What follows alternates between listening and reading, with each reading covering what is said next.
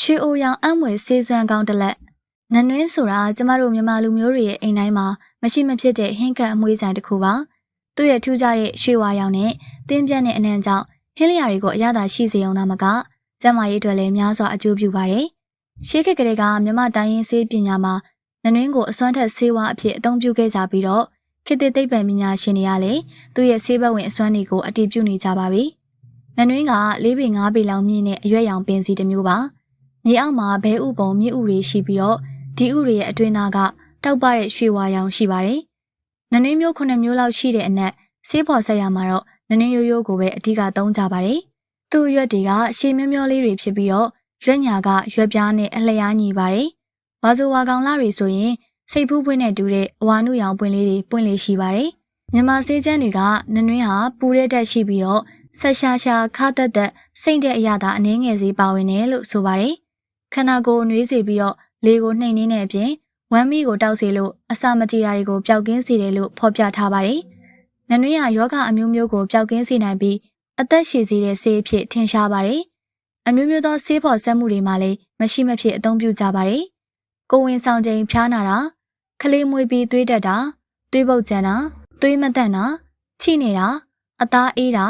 သားမြက်ကြိုက်တာဖောရောင်တာမီးရက်သွေးဖောဖြစ်တာနဲ့ရားရံတာစတဲ့ပြဿနာတွေအတွက်နနွင်းကိုအမှုန့်လုပ်ပြီးရေနဲ့ဖြော်လိမ့်တောက်မှိုင်းရှူရင်နွေးနဲ့ပြုတ်ပြီးရေချိုဒါမှမဟုတ်စက်ထုတ်ထိုးပေးခြင်းဖြင့်ပျောက်ကင်းစေနိုင်ပါတယ်။တအိမ်မတန့်တဲ့ယောဂတွေအတွက်ကိုလည်းနနွင်းကဆေးဘက်ဝင်ပါတယ်။ဒါအပြင်သွေးအန်တာသွေးရှံတာသွေးဝမ်းသွားတာစတဲ့ယောဂတွေအတွက်နနွင်းကိုလက်ထုတ်ခေါင်းမုံနဲ့ရောပြီးတော့ရေနဲ့ကြိုပြားရည်နဲ့ဆက်ပြီးတောက်ရင်တက်တာပျောက်ကင်းစေပါတယ်။ကတွင်းကျမ်းမာရေးမှာလည်းနနွင်းကိုမေ့ထားလို့မရပါဘူး။တဖုံးရောင်တာသွားနာတာကြိုက်ခဲတာစားတဲ့အခါနနွင်းမုံကိုရေနဲ့ဖြော်ပြီးငုံပေးပါဒါမှမဟုတ်စားနေနဲ့ရောတောက်တာသွားရင်းမှာလိမ့်ပေးတာတွေလုပ်နိုင်ပါတယ်ဒါအပြင်အသက်ရှူလမ်းကြောင်းနဲ့အစာချေလမ်းကြောင်းဆိုင်ရာပြဿနာတွေကိုလည်းနနွင်းကဖြေရှင်းပေးနိုင်ပါတယ်